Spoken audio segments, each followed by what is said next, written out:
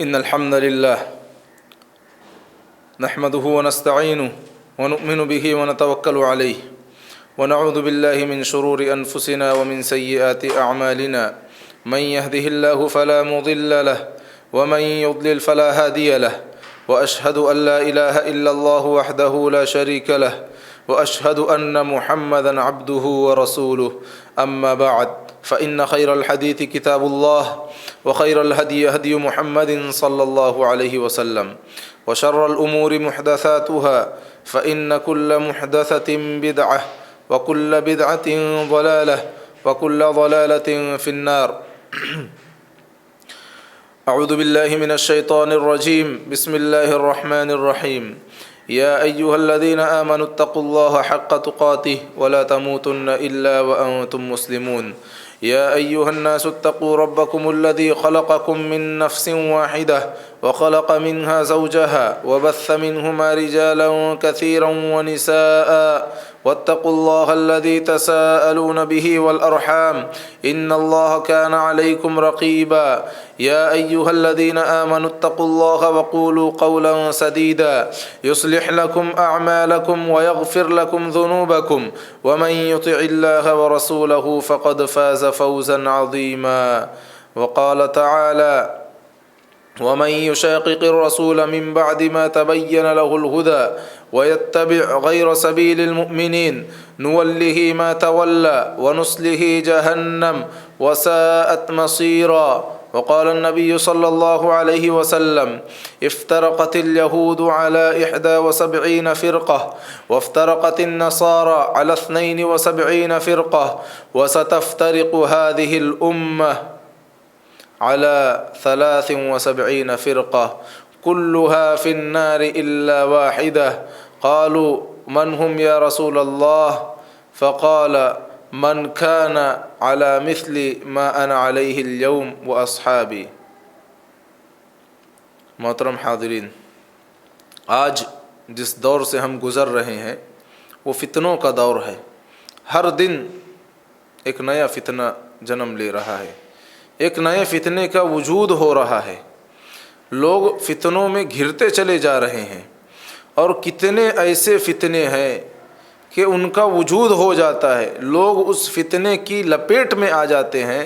اور قبل اس کے کہ علماء اس کا حکم بیان کریں. یعنی یہ فتنہ ہے اسے پہچاننے سے پہلے ہی لوگ اس کی لپیٹ میں آ جاتے ہیں. ایسے باریک فتنے بھی اور ایسے خفیف فتنے بھی جو بظاہر سمجھ میں نہ آئے کہ یہ فتنہ ہے، لیکن وہ حقیقت میں فتنہ ہوتا ہے اور انسان اس کی لپیٹ میں آ جاتا ہے. اور دراصل اللہ کے رسول صلی اللہ علیہ وسلم نے جہاں بہت ساری پیشن گوئیاں بھی کی ہیں تو وہیں ایک پیشن گوئی یہ بھی کی ہے. اللہ کے رسول صلی اللہ علیہ وسلم نے فرمایا افترقت الیہود علی 71 فرقہ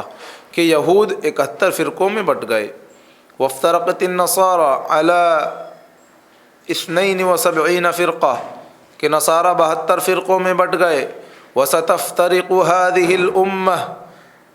على 73 فرقہ لیکن میری یہ امت 73 فرقوں میں بٹ جائے گی. آج امت میں جو ہے وہ اختلافات ہیں، امت گروہ بندی کا شکار ہے،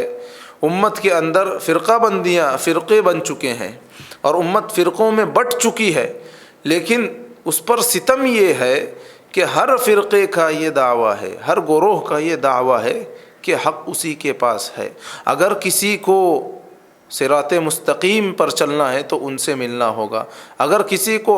جنت میں داخل ہونا ہے تو ان کے عقائد کو اپنانا ہوگا. ہر فرقے کا یہ دعویٰ ہے کہ ان کے راستے پر چلے بغیر جو ہے وہ نجات حاصل نہیں ہو سکتی. قرآن مجید میں اللہ تعالیٰ نے فرمایا کل حزب بما لدیہم فرحون کہ ہر گروہ اس کے پاس جو کچھ بھی ہے وہ اسی میں مست ہے، اسی میں اترا رہا ہے اور اس وہم و گمان میں زندگی گزار رہا ہے کہ وہ حق پر ہے اور حق اسی کے پاس ہے. اور اتنا مسئلہ ہوتا تب بھی ہم کہتے ٹھیک ہے، لیکن اپنے آپ کو حق پر ثابت کرنے کے لیے اگر کوئی دوسروں کو کافر کہنا شروع کر دے تو یہ اور بڑا مسئلہ بن جاتا ہے. یہ امت میں نقصان پیدا کرنا یا گروہ بندی پیدا کرنے کے بعد جو خرابی ہو رہی ہے یہ اور بڑی خرابی پیدا ہو رہی ہے کہ انسان اپنے آپ کو حق پر ثابت کرنے کے لیے دوسروں کی تکفیر کرے، دوسروں کو کافر کہنے لگے۔ یہ اہل سنت والجماعت کا عقیدہ نہیں ہے، یہ ان کا منہج نہیں ہے، یہ ان کا طریقہ نہیں ہے۔ اب ایک عام آدمی جو اس ماحول میں زندگی گزار رہا ہے، جس کے ذہن و دماغ میں یہ چیزیں نہیں آتی ہیں، جب وہ یہ اس طریقے کی باتیں سنے گا یا ان چیزوں کو، ان حالات کو دیکھے گا، تو وہ بھی کہے گا کہ میں کس کے ساتھ جا کر ملوں کہ کامیاب ہو جاؤں، کیونکہ کہیں نہ کہیں ہر انسان کے دل اور دماغ میں یہ چیز موجود ہوتی ہے کہ اسے آخرت میں کامیاب ہونا ہے، چاہے اس کا عمل جیسا بھی ہو۔ لیکن آپ اگر اس سے یہ پوچھیں گے کہ کیا آخرت میں کامیاب ہونا ہے، تو وہ ضرور کہے گا کہ ہاں۔ لیکن ان تمام چیزوں کو، ان مسائل کو دیکھ کر اگر کوئی عام آدمی کے ذہن میں خیال آئے تو یہ اس کے لیے باعث تکلیف بن جاتا ہے کہ اب اسے ایسے وقت میں کیا کرنا چاہیے۔ تو سب سے پہلی بات کہ جو حدیث میں نے پڑھی تھی، اسی میں اللہ کے رسول صلی اللہ علیہ وسلم نے اس کا حل بتا دیا ہے کہ یہود 71 فرقوں میں بٹ گئے، نصارہ 72 فرقوں میں بٹ گئے، اور میری یہ امت 73 فرقوں میں بٹ جائے گی۔ اب اگر کسی کو شک ہو رہا ہے کہ میں کس کی دعوت کو قبول کروں، تو اللہ کے رسول صلی اللہ علیہ وسلم نے بیان فرما دیا، کلھا فی النار الا واحدہ۔ ہم یہ مانتے ہیں کہ حق جو ہے وہ ایک ہی ہو سکتا ہے، ایک سے زائد حق نہیں ہو سکتا، یہ ہر انسان مانتا ہے۔ اگرچہ ہم یہ کہتے ہیں کہ ہاں اس حق پر عمل کرنے والے بہت سارے لوگ ہو سکتے ہیں، لیکن حق ایک ہی ہوگا۔ اور اسی بات کو اللہ کے رسول صلی اللہ علیہ وسلم نے واضح کر دی کہ تمام کے تمام فرقے جہنم میں جائیں گے سوائے ایک کے۔ تو جس سے یہ بات معلوم ہو گئی کہ حق ایک ہی ہو سکتا ہے، اگرچہ عمل کرنے والے کئی لوگ ہوں یا بہت زیادہ ہوں۔ تو صحابہ کرام کی حرص دیکھیے، ان کی لالچ دیکھیے، انہوں نے یہ نہیں پوچھا کہ وہ کون کون سے فرقے ہوں گے جو جہنم میں جائیں گے، نہیں، انہیں صرف یہ چاہیے تھا کہ ہمیں کون سا طریقہ اور کون سے فرقے پر قائم رہ کر جنت میں ہم پہنچ سکتے ہیں۔ انہوں نے کہا کہ من ہم یا رسول اللہ، یعنی جو جنت میں جانے والا ایک گروہ ہے وہ کون ہے، اس کی صفات کیا ہیں؟ تو اللہ کے رسول صلی اللہ علیہ وسلم فرماتے ہیں، من کان علی مثل ما انا علیہ اليوم واصحابی، کہ آج جس طریقے پر، جس راستے پر، جس نظریے پر، جس عقیدے پر میں ہوں اور میرے صحابہ ہیں، پوچھنے والے بھی صحابہ کرام تھے، اللہ کے رسول صلی اللہ علیہ وسلم نے ایک گارنٹی دی ہے کہ میں جس پر ہوں اور میرے صحابہ جس پر ہیں، اس نظریے کو، اس عقیدے کو یا اس راستے پر جو چلے گا تو وہ جو ہے وہ کامیاب ہوگا اور وہ جنت میں جائے گا۔ اب اس میں ایک شخص آئے یا اس میں بہت سارے لوگ داخل ہوں، اس حق کو قبول کرنے میں تمام کے تمام لوگ جو ہے وہ اس حدیث کی بشارت میں شامل ہیں۔ تو اللہ کے رسول صلی اللہ علیہ وسلم نے اس حدیث میں یہ وضاحت کر دی کہ صحابہ کرام کا راستہ اور ان کا طریقہ بھی جو ہے یہ قابل قبول ہے، یعنی جو صحابہ کے راستے پر چلے گا، صحابہ کے طریقے پر عمل کرے گا، ان کے جیسا عقیدہ رکھے گا تو وہی کامیاب ہوگا۔ اور اسی کو ہم منہج سلف بھی کہتے ہیں۔ منہج سلف، منہج کا معنی ہوتا ہے راستہ اور طریقہ، اور سلف کا معنی ہوتا ہے ہم سے پہلے جو لوگ گزر چکے ہیں، جن کی وفات ہو چکی ہے ہم سے پہلے، اسے سلف کہتے ہیں۔ لیکن یہاں سلف سے مراد دین میں ہم سے پہلے جو لوگ گزرے ہیں، یعنی دینداری میں، صحیح عقیدے میں، صحیح ایمان میں جن لوگوں کی ہمارے سے پہلے وفات ہوئی ہے، اسے یہاں مراد لیا گیا ہے اور اسی کو منہج سلف کہا گیا ہے۔ اور یہ منہج سلف ہی جو ہے یہ سب سے بہترین راستہ، سب سے بہترین طریقہ ہے۔ اور اس سلف میں سب سے پہلے جو لوگ گزرے ہیں وہ صحابہ کرام ہیں، اس کے بعد تابعین ہیں، اس کے بعد تبع تابعین ہیں، جیسا کہ اللہ کے رسول صلی اللہ علیہ وسلم نے بیان فرما دیا، خیر الناس قرنی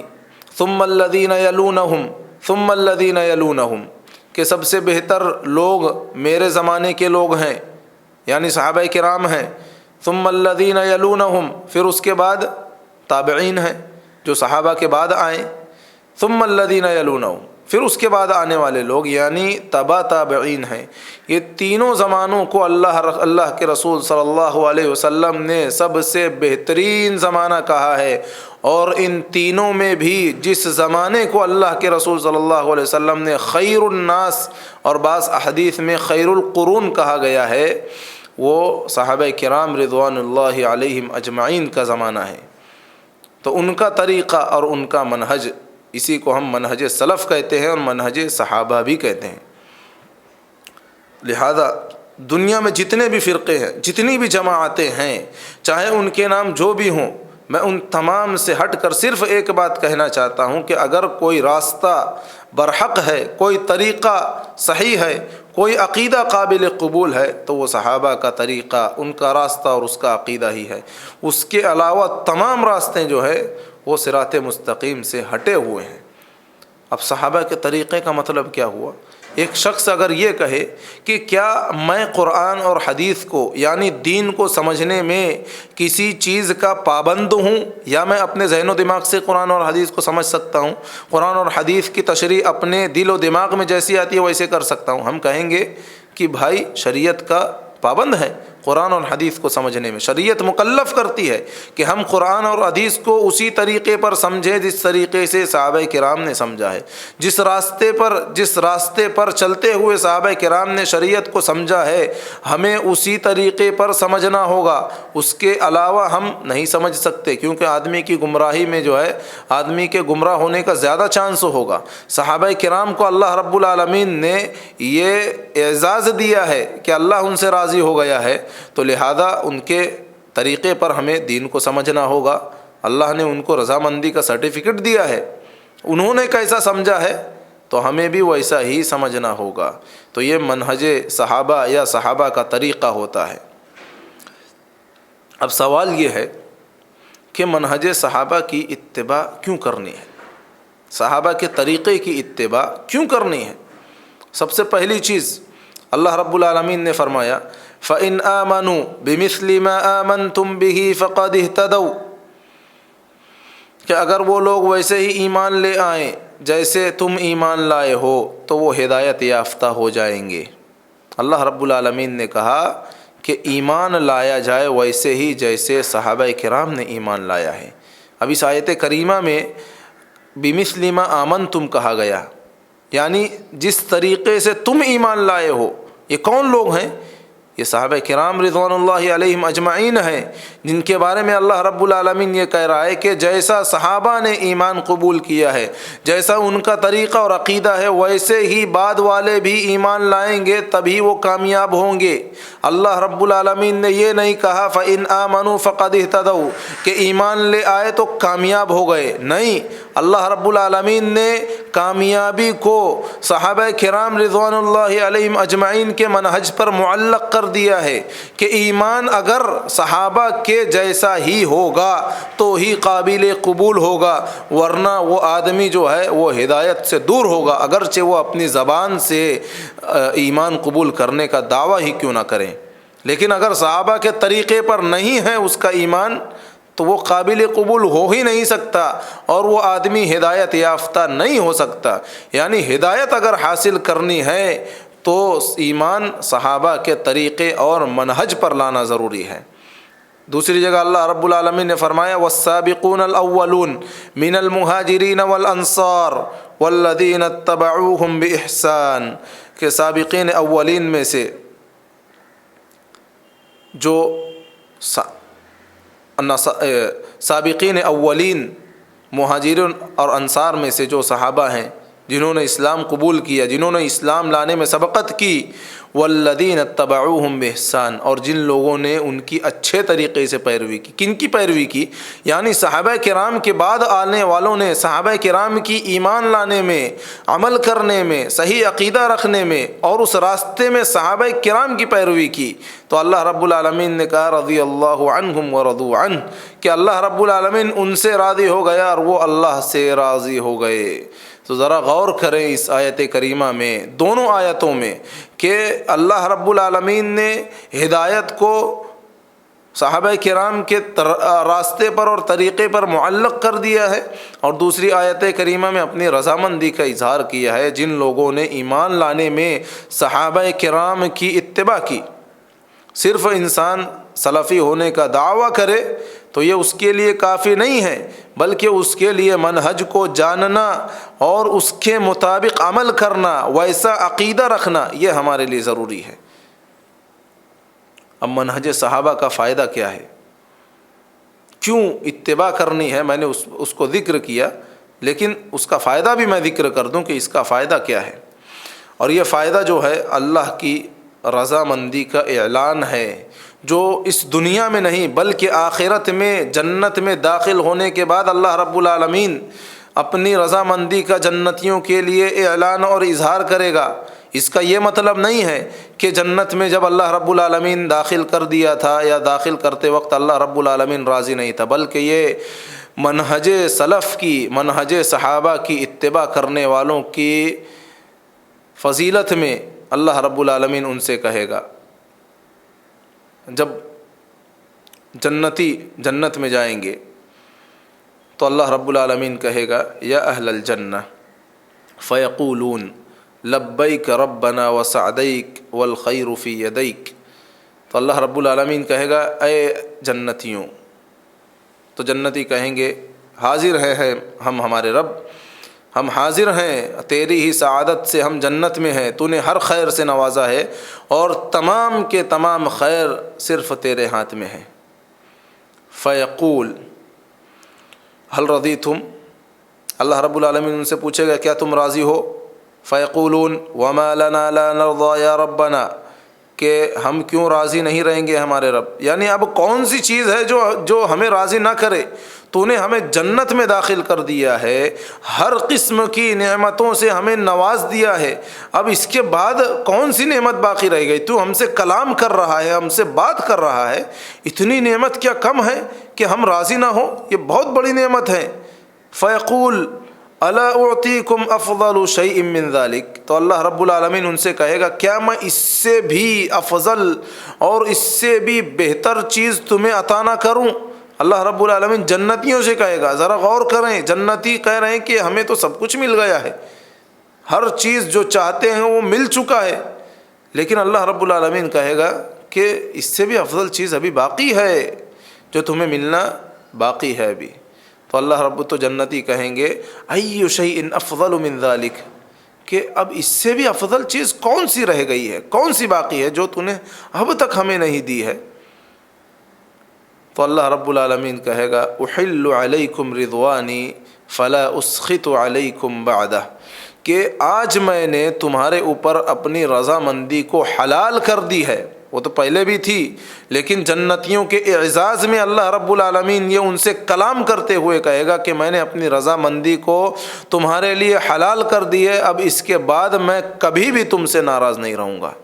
یہ رضامندی کا اعلان یہ ان لوگوں کے لیے ہوگا، یقین جانیے، جو صحابہ کرام کے منہج کی اتباع کرتے ہیں، کیونکہ اللہ رب العالمین نے کہا نا رضی اللہ عنہم ورضوا عنہ، کہ اللہ ان سے راضی ہو گیا اور وہ اللہ سے راضی ہو گئے۔ مطلب کیا ہوا کہ اللہ راضی ہو گیا، یعنی ان کا ایمان، ان کا عقیدہ، ان کا عمل، ان کا طریقہ اور ان کا منہج، تمام چیزوں سے اللہ رب العالمین راضی ہو گیا۔ تو اب جو بندہ صحابہ کرام کے ایمان، عقیدے، ان کے طریقے کے مطابق زندگی گزارے گا تو انشاءاللہ اللہ رب العالمین کی رضامندی بھی اسے حاصل ہوگی، اور یہی وہ رضامندی ہے جو اللہ رب العالمین جنت میں داخل ہونے کے بعد جنتیوں کی مزید خوشی میں اضافہ کرتے ہوئے فرمائے گا کہ آج میں تم سے راضی ہو گیا، اب اس کے بعد میں کبھی تم سے ناراض نہیں ہوں گا۔ یہ منہج سلف کی اتباع کا فائدہ ہے۔ اگر ہم غور کریں، ہم نماز پڑھتے ہیں، نماز پڑھنے کے بعد یا ہم نماز میں سورۃ الفاتحہ پڑھتے ہیں، سورۃ الفاتحہ پڑھتے ہوئے ہم کیا دعا کرتے ہیں؟ اہدنا الصراط المستقیم، کہ اے ہمارے رب ہمیں سیدھے راستے پر قائم رکھ، سیدھے راستے پر چلا۔ یہ کون سا سیدھا راستہ ہے؟ صراط الذین انعمت علیہم، وہ سیدھا راستہ جس پر تو نے انعام کیا ہے۔ کون ہے؟ سورۃ النساء میں اللہ رب العالمین نے اسے بیان فرمایا جن پر اللہ رب العالمین نے انعام کیا ہے وہ یہ ہیں، اولئک انعم اللہ علیہم من النبیین والصدیقین والشہداء والصالحین، یعنی جن لوگوں پر اللہ نے انعام کیا ہے وہ انبیاء ہیں، وہ سچ بولنے والے ہیں، وہ شہداء ہیں، اللہ کے راستے میں جنہوں نے شہادت کو چن لیا، والصالحین، اور نیک لوگ ہیں جن پر اللہ کا انعام ہوا ہے۔ اور ہم کیا دعا کرتے ہیں؟ ہر نماز کی ہر رکعت میں یہ دعا کرتے ہیں، چاہے وہ جہری نماز ہو یا سری نماز ہو، فرض ہو، نفل ہو، یا کوئی بھی نماز ہو، ہم یہی دعا کرتے ہیں نا کہ ہمیں ان لوگوں کے راستے پر چلا جس پر تو نے انعام کیا۔ یہ منہج سلف ہے، یہ صحابہ کا راستہ ہے جن پر چلنے کی ایک بندہ دعا کرتا ہے۔ تو ساتھ ہی ہم یہ بھی دعا مانگتے ہیں، غیر المغضوب علیہم ولا الضالین، کہ میرے رب ان لوگوں کے راستے پر مت چلانا جن پر تیرا غضب نازل ہوا اور جو گمراہ ہیں۔ یعنی خصوصی طور پر یہود و نصارہ کا ذکر ہے کہ جن کے پاس، یہودیوں کے پاس علم تھا لیکن انہوں نے غلط دین کی تعبیر کی، علم ہونے کے باوجود انہوں نے عمل سے دوری اختیار کر لی۔ نصارہ کے پاس عمل تو تھا لیکن علم تھا ہی نہیں، گمراہ ہو گئے، تو غضب جن دونوں پر غضب نازل ہوا اللہ رب العالمین کا۔ لیکن یہودیوں کی صفت جو ہے اللہ رب العالمین نے غضب کے ساتھ یہ بیان کی ہے، کیونکہ علم ہونے کے باوجود وہ گمراہ ہوئے۔ تو اللہ رب العالمین علم دیتا ہے جب، اور انسان اس کے مطابق عمل نہیں کرتا تو اس کا عذاب بھی بڑا سخت ہوتا ہے۔ غضب تو نصارہ پر بھی نازل ہوا لیکن ان کی صفت کیا بن گئی؟ وہ ضالین بن گئی، کیونکہ علم نہیں تھا، صرف عمل تھا، اور بغیر علم کے عمل انسان کو فائدہ ہی نہیں دیتا ہے۔ تو یہ دونوں کے راستے جو ہیں، بندہ ایک طرف تو یہ بھی ہم دعا مانگتے ہیں کہ صراط مستقیم پر چلا، منہج سلف پر چلا، اور دوسری طرف ہم یہ بھی دعا مانگتے ہیں کہ ان کے علاوہ جو راستے ہیں ان سے ہمیں بچا بھی لے۔ تو یہ ہر نماز میں ہم دعا مانگتے ہیں۔ یہ صراط مستقیم ہی در اصل منہج صحابہ ہے، منہج سلف ہے۔ تو اس سے بھی ہمیں اس بات کا اندازہ ہوتا ہے، اس بات کی یہ بات معلوم ہوتی ہے کہ منہج سلف کی اتباع، اس کی پیروی ہمیں ضرور کرنا ہے، اور جو لوگ اس کی پیروی نہیں کرتے تو گویا وہ صحابہ کرام کے منہج کے خلاف ہیں۔ تو اللہ رب العالمین کی رضامندی جب اس بندے کو حاصل ہوتی ہے جو ان کی اتباع کر رہا ہے، تو ظاہر سی بات ہے جو صحابہ کی مخالفت کرتا ہے اور اس سے بڑھ کر انہیں گالی دیتا ہے، انہیں طعن و تشنیع کرتا ہے، تو اس پر اللہ کا غضب بھی نازل ہوگا۔ اللہ رب العالمین نے قرآن مجید میں ارشاد فرمایا، وَمَن يُشَاقِقِ الرَّسُولَ مِن بَعْدِ مَا تَبَيَّنَ لَهُ الْهُدَى وَيَتَّبِعْ غَيْرَ سَبِيلِ الْمُؤْمِنِينَ نُوَلِّهِ مَا تَوَلَّى وَنُصْلِهِ جَهَنَّمَ وَسَاءَتْ مَصِيرًا، کہ جو رسول کے راستے کی مخالفت کرے حق کو واضح ہو جانے کے بعد، وَيَتَّبِعْ غَيْرَ سَبِيلِ الْمُؤْمِنِينَ، اور مومنین کے راستے کی بھی مخالفت کرے، تو اللہ رب العالمین کہہ رہا ہے کہ جس طرف وہ پھرا ہے مخالفت میں، ہم اسی طرف اسے پھیر دیں گے۔ اگر مخالفت میں وہ پھرا ہے تو ہم اسے اور زیادہ بڑھا دیں گے، گمراہی کی طرف اس نے قدم اٹھایا ہے تو ہم اسے گمراہی میں اور زیادہ گرا دیں گے،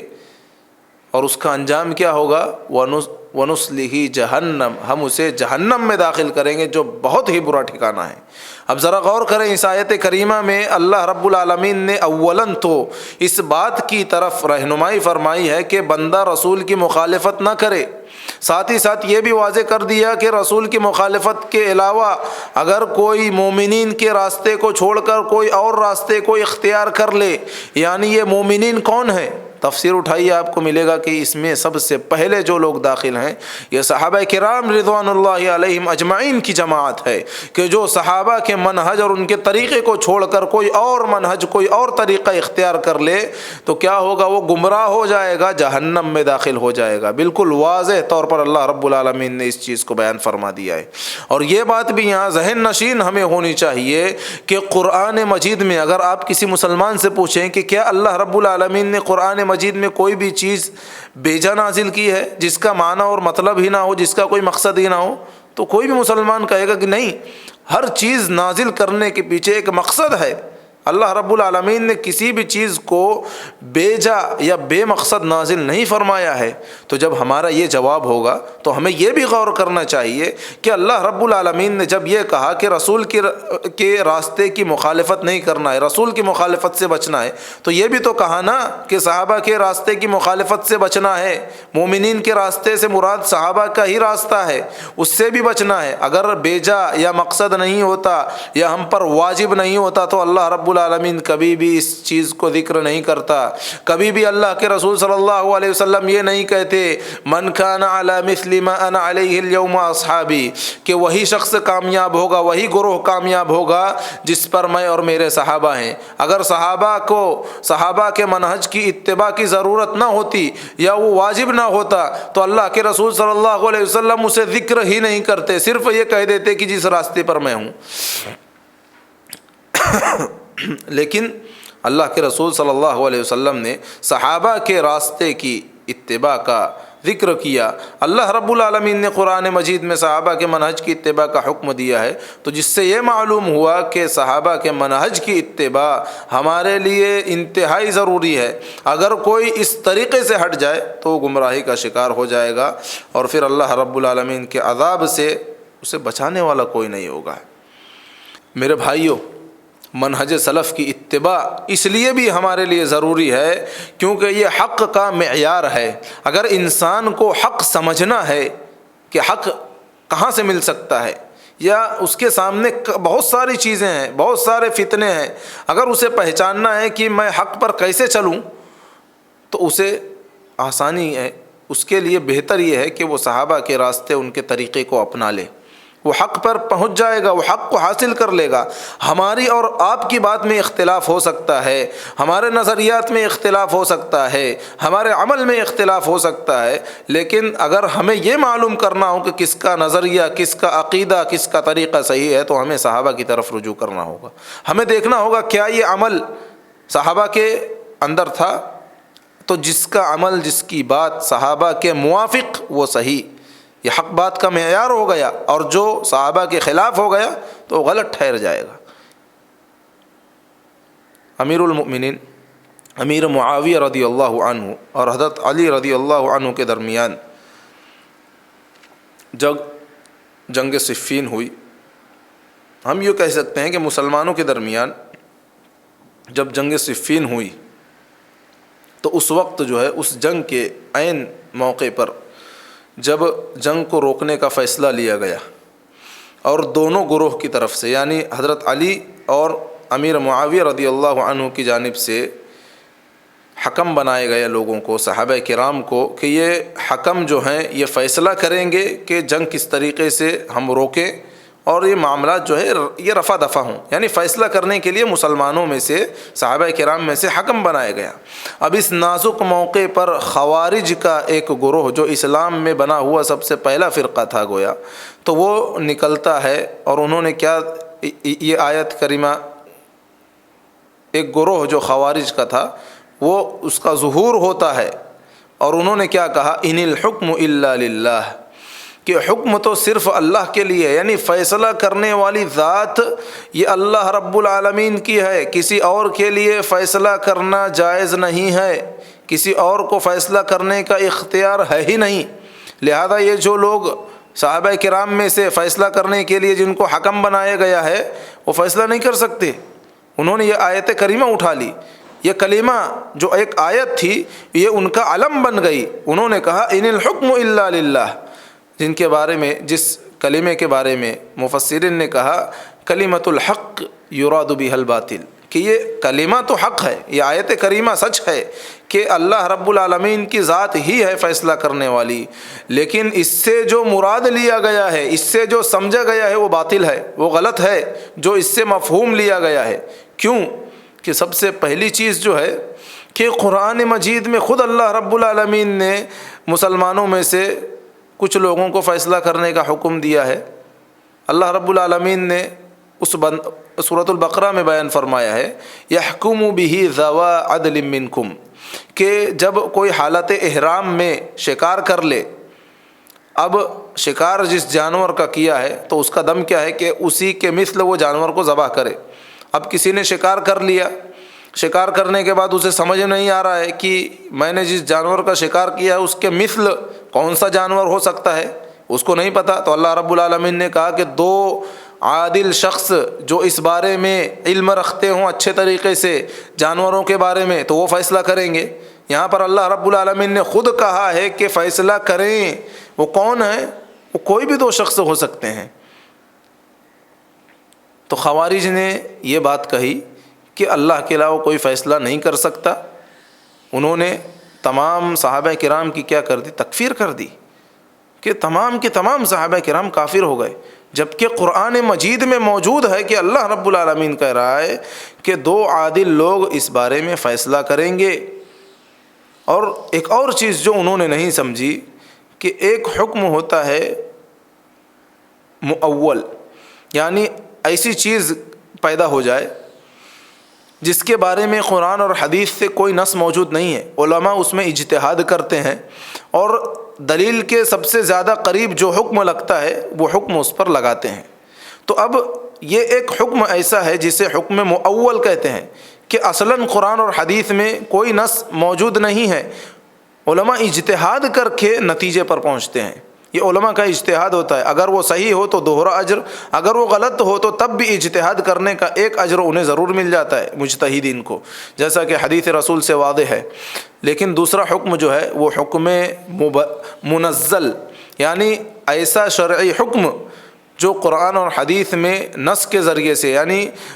یا تو اس کا حکم قرآنی آیت میں یا حدیث میں موجود ہے، جیسے زانی اگر شادی شدہ ہے تو اس کو زنا کرنا، چوری کیا ہے اگر کسی نے تو اس کا ہاتھ کاٹنا، یہ اسے حکم منزل کہتے ہیں، یعنی اس کا حکم قرآن اور حدیث میں صراحت کے ساتھ موجود ہے، نازل کیا ہوا ہے۔ اور تیسرا حکم جو ہے حکم مبدل، یعنی کوئی حاکم، کوئی بادشاہ یا کوئی بھی انسان کوئی حکم لے کر آئے، کوئی بات لے کر آئے اور اسے کہے کہ یہی شریعت ہے، اب اسی پر عمل کرنا ہے، اور اگر کوئی اسے دل کھول کر اس پہ عمل بھی کر رہا ہے بغیر اکراہ کے،